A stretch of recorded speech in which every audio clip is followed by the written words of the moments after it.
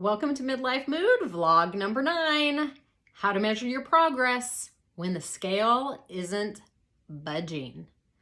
Contrary to popular belief, the scale is not the only way to measure your progress.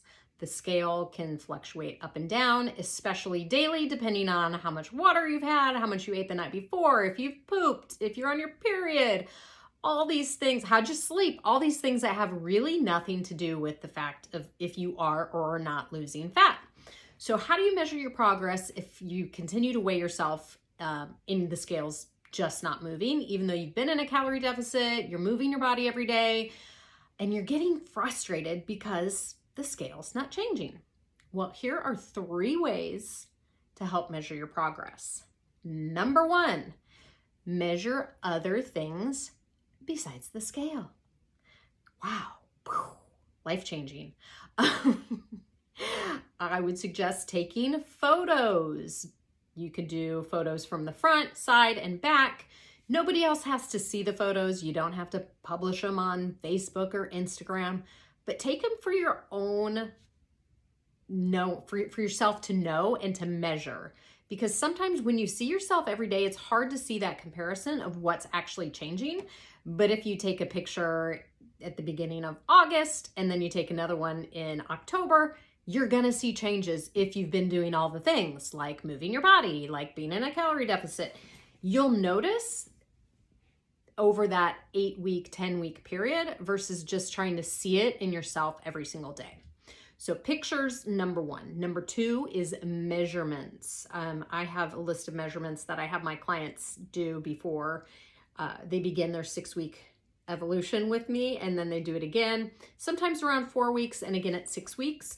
But if you are seeing changes in your measurements, whether it's 1/2 inch, 1 inch, 1/4 inch, that's progress. Unlike the scale, which is going to fluctuate depending on all those things I mentioned before, measurements aren't going to fluctuate day in and day out, unless of course you're just measuring your belly and you had a big meal that leaves you feeling bloated.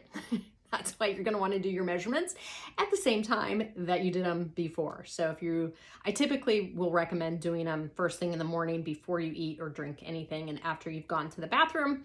That way you don't have any of the, what I like to call, food babies growing in your belly.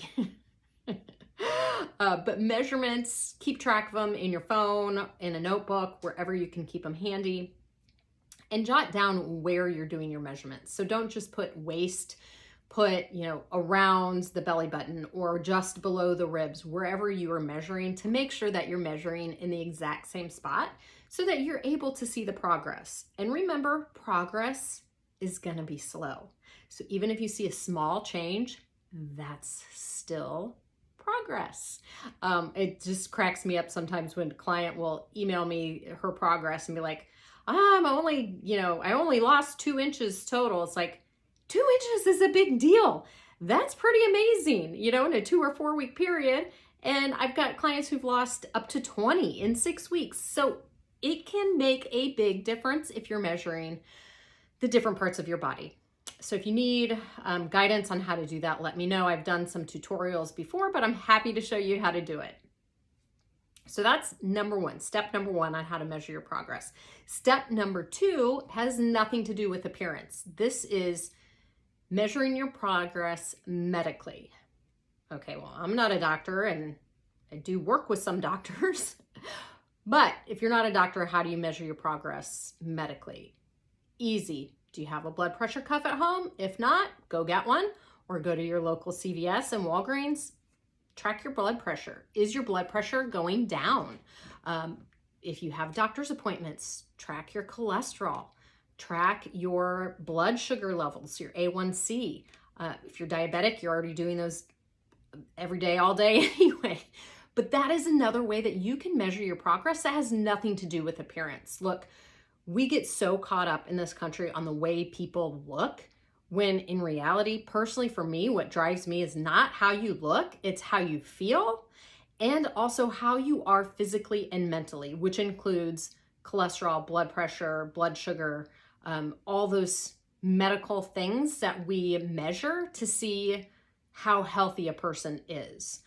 So those are a few other things that you can measure to see your progress. Obviously, all those things will go down if you're making progress. Maybe it'll go down, your cholesterol goes down 10 points, 15 points. Maybe you're able to get off your medication.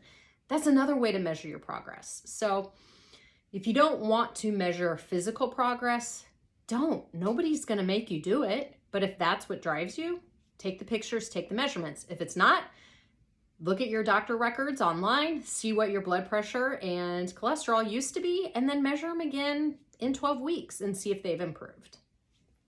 All right, so the last and final way that I have for you today on how to measure your progress, besides just getting on the scale, is your physical strength. So this can be, if you're new to strength training, maybe you started doing push-ups on your knees, and now you're doing them not on your knees, or you can do 2 on your knees.